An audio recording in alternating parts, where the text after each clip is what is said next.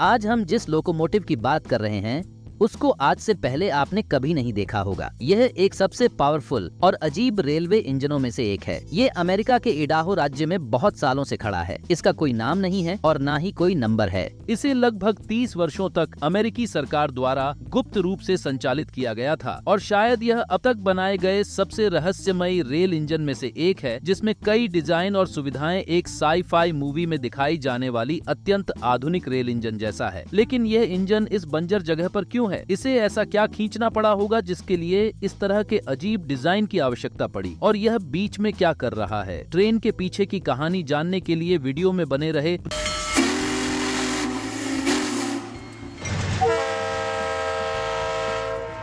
1954 में general electric ने इस इंजन को बनाया था। तब न्यूक्लियर एज अपनी चरम सीमा पर था और कोल्ड वॉर की शुरुआत हो चुकी थी। इस इंजन को केवल एक फैसिलिटीज के लिए बनाया गया था, आइडाहो नेशनल लेबोरेटरी। कुछ लोग इसे INL नाम से पहचानते होंगे। यह लैब बिजली जनरेट करने के लिए परमाणु रिएक्टर बनाने में पहली थी और सबमरीन्स और बड़े एयरक्राफ्ट कैरियर में पाए जाने वाले न्यूक्लियर रिएक्टर का निर्माण करने में भी पहली थी। इस इंजन को परमाणु जेट इंजन को खिसकाने के काम में आता था। कोल्ड वॉर के समय में अमेरिका और USSR दोनों परमाणु ऊर्जा से चलने वाले विमान विकसित कर रहे थे। कोल्ड वॉर के दौरान यह दोनों एक दूसरे आगे निकलना चाहते थे, लेकिन कुछ कारणों से अमेरिकी सरकार इस प्रोजेक्ट से आगे बढ़ गई और फिर इस लोकोमोटिव को INL के जरूरी सामान को लाने और ले जाने में लगा दिया गया। आइडाहो नेशनल लेबोरेटरी के महत्वपूर्ण सामग्री को ले जाने का तरीका इस इंजन की तरह ही विचित्र था। आपने रेलवे को 2 पटरियों पर चलता देखा होगा, परंतु ये 2 रेल की पटरियों के इस्तेमाल करने के बजाय यह 4 पटरियों पर चलता था। इंजन 2 पटरियों पर चलता था, लेकिन इंजन के पीछे लगाने वाले डिब्बे, जिसको फ्लैट कार्स कहते हैं, उसको 4 ट्रैक पर चलने के लिए डिजाइन किया था। इस डबल वाइड डिजाइन ने केवल फ्लैट कार्स को अत्यंत स्टेबल बनाया ही नहीं, बल्कि इसने INL को यह क्षमता दी कि वे सभी मौसम में कुछ भी बनाकर कहीं पर भी पहुंचा सकते थे। अगर यह काफी नहीं लगा तो आपको यह जानकर हैरानी होगी कि यह इंजन कभी भी फ्लैट कार्स को खींचते नहीं थे, बल्कि इंजन की मदद से धक्का दिए जाता, क्योंकि इसका उपयोग न्यूक्लियर रिएक्टर को लाने और ले जाने के लिए करा जाता था। रेडिएशन लीक के मामले में इंजीनियर फ्लैट कार छोड़कर आसानी से लोकोमोटिव को पीछे हटा सकता था। दिलचस्पी की बात यह थी कि इस छोटे रेलवे का केंद्र बिंदु एक 44 फीट का टर्न टेबल था, जिसमें लोकोमोटिव और एक फ्लैट कार्स के लिए पर्याप्त जगह थी। यह टर्न टेबल ट्रैक को स्विच करने के लिए उपयोग किया जाता था।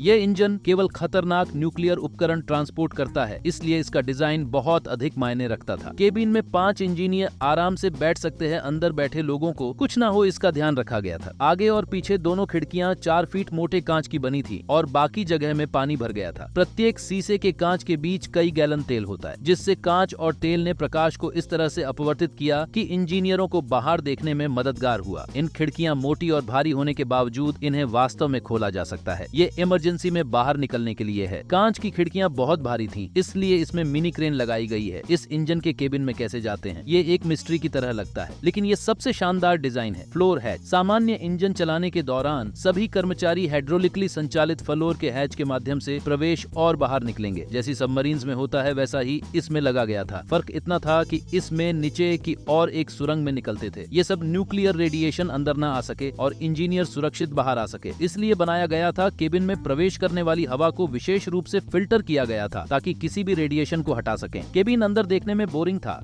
इंजन को नियंत्रण करने के लिए कुछ कंट्रोलर दिए गए थे। अगर कुछ भी प्रॉब्लम होता तो मात्र एक रेडियो होता है, जो बाहरी दुनिया के साथ कनेक्ट करने का आपका एकमात्र तरीका था। इस इंजन को बहुत साल चलाने के बाद इसके बाहर कैमरे लगाए गए थे ताकि सभी गतिविधियों पर दूर से नजर रखी जा सके। इंजीनियरों को सुरक्षित रखने के लिए पानी और तेल को बहुत मात्रा में उपयोग किया जाता था। इससे आप अंदाजा लगा सकते हैं कि छोटे से 45 फुट के स्विचर का वजन 215 टन था। आधुनिक लोकोमोटिव के बराबर है, जो इसके आकार से 2 गुने से भी अधिक है। इसके बावजूद 4.5 मील प्रति घंटे की स्पीड से चलती थी और जब माल लदा होता था तो वह गति घटकर 2.5 मील प्रति घंटे की हो जाती। लेकिन यह एक अच्छे के लिए था, क्योंकि माल से भरी हुई रेलगाड़ी बहुत भारी हो जाती थी, इसलिए डर था कि पटरियां उनके नीचे से निकल जाएंगी। इसलिए धीमी गति बनाए रखने का मतलब था कि दुर्घटना की स्थिति में ट्रेन को हमेशा रोका जा सकता था।